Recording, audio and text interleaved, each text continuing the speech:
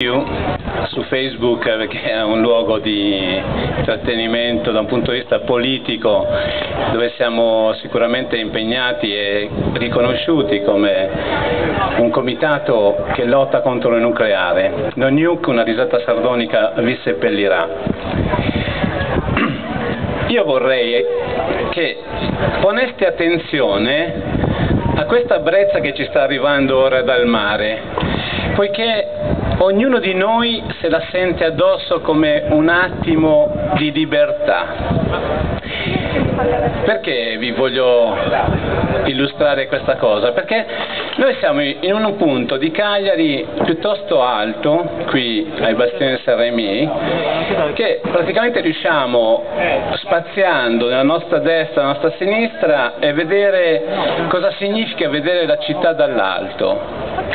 Ora pensate se noi fossimo sul Gernargentu, su uno di qualsiasi di quei monti che guarda verso il Campidano, e ci rendiamo conto di questa brezzolina un pochino più fresca che qui perché siamo vicino al mare, e questa brezzolina ci fa sentire vivi, che ci porta a questi bei profumi del Mediterraneo. Sentiamo profondamente la nostra terra entrare in noi e il nostro cuore pulsa di un pulsare vero, felice, compiacente di una terra così bella e meravigliosa.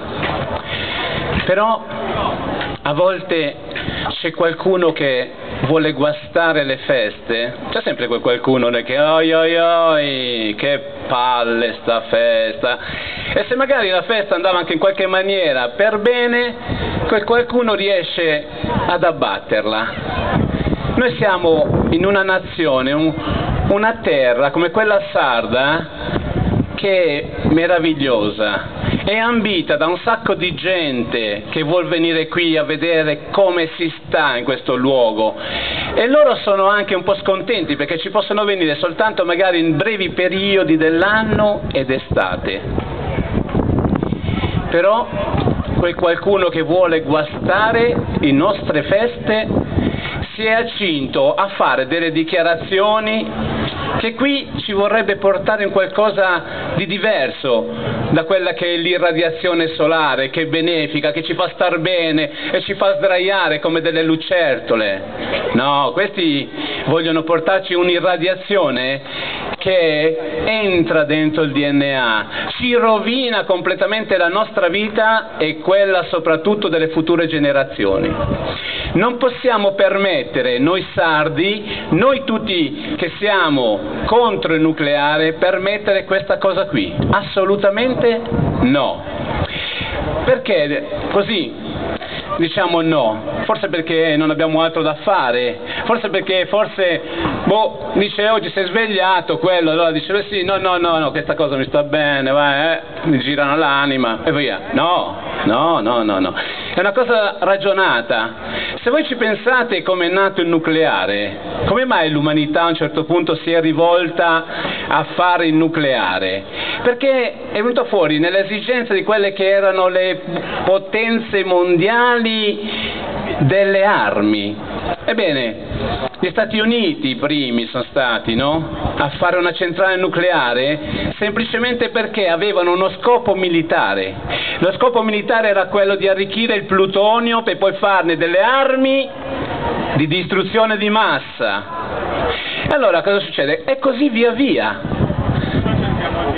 Siamo arrivati ai tempi d'oggi, sono passati più di 60 anni, sono passati più di 70 anni, forse 80, da quando si è cominciato a percorrere questa strada maledetta, direi io, perché ci sono tante persone che stanno soffrendo a motivo di questo nucleare, e questa sofferenza noi la possiamo vedere a partire da dove si estrae l'uranio, in queste città del Niger, in questo luogo dove sono poverissimi, ma che comunque un'azienda, una multinazionale come l'Areva è andato e ha imposto a quel povero popolo, dicendogli che si sarebbero usciti dalla loro, come dire, diseconomia, sarebbero usciti dalla loro povertà. Con che cosa? Con una miniera di uranio. E che cosa hanno combinato questi signori? Non hanno fatto nient'altro che inquinare tutto l'ambiente, dove ci sono 500 volte superiore alla normalità quelle che sono la radioattività del luogo. E i bambini che giocano tranquillamente, mentre questo venticello fa sollevare la terra, la sabbia, poiché siamo ancora vicino, in prossimità del Sahara, e respirano e si ammalano, e gli vengono i cancri, e gli vengono le leucemie.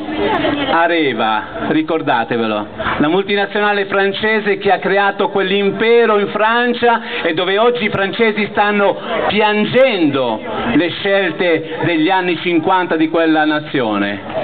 Noi oggi siamo in tempo per poter dire no a questa situazione di sfruttamento estremo della natura. La natura ha nascosto l'uranio per non farci contaminare, perché aveva a cuore il nostro benessere, non perché voleva in qualche modo nasconderci qualcosa. È l'uomo con la sua brama che ha tirato fuori questo uranio e lo ha trasformato in morte, nella morte. Ma noi vogliamo vivere, ma soprattutto vogliamo che le nostre future generazioni abbiano davanti a sé un futuro vero.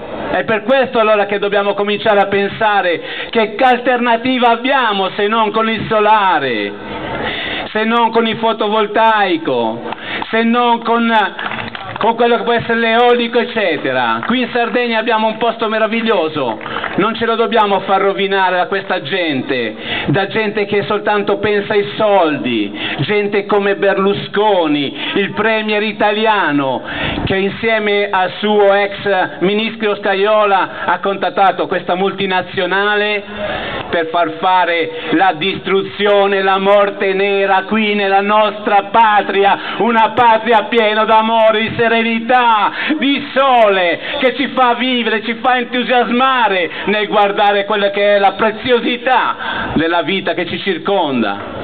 Ecco perché vi incoraggio, come diceva prima Paolo Alcioni, alla fine di ottobre ad andare a votare sì allo smantellamento di questa idea stupida, di questa idea malsana, che non ha fatto nient'altro che generare una situazione pesante per tutto il popolo sardo ed anche del resto delle nazioni in Italia, eccetera.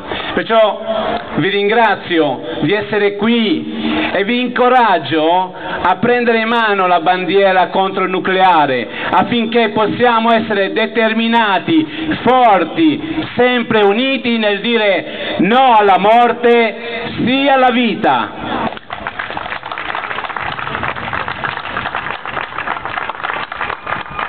Adesso, dopo l'appassionato intervento di Walter, l'amico di Nonnukes, una risata sardonica